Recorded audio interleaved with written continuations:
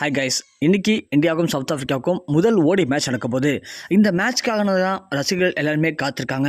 ஏன்னா ஏற்கனவே T20 match சொன்ன மாதிரி சமத்தில் முடிச்சிருக்கோம். அதனால் நமக்கு அது ஒரு வெற்றியாக கிடைக்கல. ஆனால் கண்டிப்பாக இந்த மேட்ச்சில் இந்தியா ஜெயிச்சே தீரணும். இப்படி 3 ஓடி மேட்ச் நடக்க போகுது. இந்த 3 ஓடி மேட்ச்சில் இந்தியா கண்டிப்பாக 3க்கு 2 ஜெயிச்சே தீரணும். அதனால் இந்த மேட்ச்லேருந்து கரெக்டாக இந்தியா தொடர்ந்து எல்லா மேட்ச்லையுமே ஜெயித்தா மட்டும்தான் ஈஸியாக இந்த தொடரை ஜெயிக்க முடியும். அதற்காக களமிறங்கக்கூடிய இந்திய மேட்ச்சில் யார் அந்த 11 பேர் கொண்ட டீமாக இறங்க போகிறாங்க அப்படிங்கிற எதிர்பார்ப்பு தான் ரசிகர் மத்தியில் இப்போது அதிகமாக போயிட்டுருக்கு. ஏன்னா நாம் நினைக்கிற மாதிரி சவுத் ஆஃப்ரிக்கா அணி அவ்வளோ எளிதான அணிலாம் கிடையாதுப்பா. ரொம்பவுமே சூப்பராக பேட்டிங் பவுலிங் பண்ணுவாங்க. அதனால் அவங்கள தாக்குப்பிடிக்கிற அளவுக்கு நம்மளுடைய வீரர்களை இன்றைக்கி களமிறக்கி தீரணும்.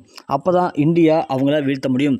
இல்லை கொஞ்சம் பிசுறு தட்டினாலும் கண்டிப்பாக இந்தியா தோல்வி தழுவுறது மிக மிக உறுதியாயிடும்.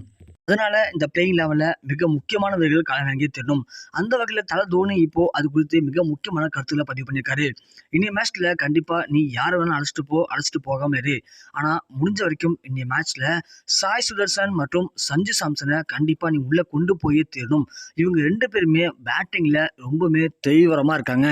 அதனால் சாய் சுதர்சன், சஞ்சு சாம்சன் மற்றும் ரிங்கு சிங் இவங்க 3 பேரும் கண்டிப்பாக பேட்டிங்கில் இருந்தாங்க அப்படின்னா உனக்கு சாய் சுதர்சன்லாம் ஓப்பனிங்லேயே நல்ல ஒரு பார்ட்னர்ஷிப்பை அமைச்சு கொடுப்பான். ஓப்பனிங்கில் ரன்னை குமிக்கிறதுக்கு சாய் சுதர்சன் சூப்பராக ப்ளே பண்ணுவான். ஐபிஎல்ல நல்லாவே சூப்பராக ப்ளே பண்ணான். அதனால் அவனுக்குலாம் நீ வாய்ப்பு கொடுத்து தீரணும். அதே மாதிரி எப்போதுமே மேட்ச்சில் ஓப்பனிங் எந்த அளவுக்கு சூப்பராக அமைதோ அதே மாதிரி தான் ஃபினிஷிங்கில் கண்டிப்பாக சஞ்சு சாம்சன் மற்றும் ரிங்கு சிங் கண்டிப்பாக ஒரு நல்ல ஒரு பார்ட்னர்ஷிப்பாக அமைப்பாங்க. அதனால் நீ அவங்கள 3 பேருமே பேட்டிங்கில் கண்டிப்பாக பயன்படுத்திக்கணும். அப்படி பயன்படுத்திட்டா அப்படின்னா பேட்டிங்கில் ரன்னை ஸ்கோர் பண்ணுறதுக்கு இவங்க 3 பேரும் சூப்பராக இருப்பாங்க. அதேமாதிரி சேஸ் பண்ணும்போதும் கண்டிப்பாக இவங்க நமக்கு ரொம்பவுமே பயனுள்ளதாக இருப்பாங்க.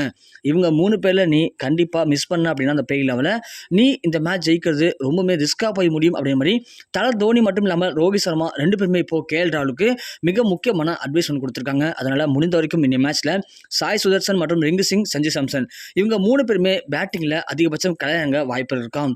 அதே மாதிரி பவுலிங் எடுத்துட்டோம் அப்படின்னா கண்டிப்பாக ஹர்ஷிப் சிங், அப்புறம் குல்தீப் யாதவ், தீபக் சகார் இவங்க 3 பேரும் கண்டிப்பாக தேவை. ஏன்னா இந்த பிச்சுக்கு சவுத் ஆஃப்ரிக்கா அணிக்கு கண்டிப்பாக இந்த 3 வீரர்கள் தான் அவங்கள முடிஞ்ச வரைக்கும் பயன்படுத்துவாங்க, அச்சுறுத்தலாக இருப்பாங்க. அதனால் பேட்டிங்க்கு எப்படி அந்த 3 பேர் தேவையோ அதே மாதிரி பவுலிங்க்கும் கண்டிப்பாக இந்த 3 பேர் தேவை. இந்த 3 பேர் இருந்தால் மட்டும்தான் அவங்கள கண்டிப்பாக நம்ம பவுலிங்லையும் வீழ்த்த முடியும்.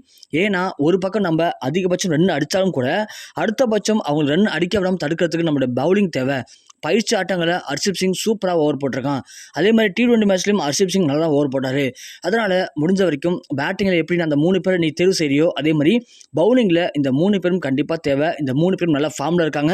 3 பேரும் நீ உள்ளே கொண்டு போன அப்படின்னா இந்திய அணிக்கு கடுமையான பலமாக இருக்கும். பேட்டிங்கும் சரி பவுலிங்கும் சரி நீ எதை பற்றியும் கவலைப்படாமல் ஈஸியாக இந்தியாவை ஜெயிக்க வைக்க முடியும் அப்படிங்கிற மாதிரி ரோஹித் சர்மா இப்போ KL ராகுலுக்கு மிக முக்கியமான ஒரு அட்வைஸ் கொடுத்துருக்காரு. அதன் அடிப்படையில் கண்டிப்பாக இந்த 6 வீரர்களும் இந்திய பிளேயிங் லெவலில் இருக்கிறதுக்கு அதிகமான வாய்ப்புகள் இருக்குது. இந்த 6 வீரர்கள் தான் இந்திய அணிக்கு மிகப்பெரிய வெற்றி வாய்ப்பை ஏற்படுத்தி கொடுக்க போகிறாங்க அப்படிங்கிறதுல எந்த ஒரு மாற்று கருத்தும் இருக்காது. ஸோ இந்த பிளேயிங் லெவலை பற்றி உங்களுக்கு கருத்து என்ன அப்படிங்கிறத கீழே மறக்காமல் கமெண்ட் செக்ஷனில் பதிவு பண்ணுங்கள்.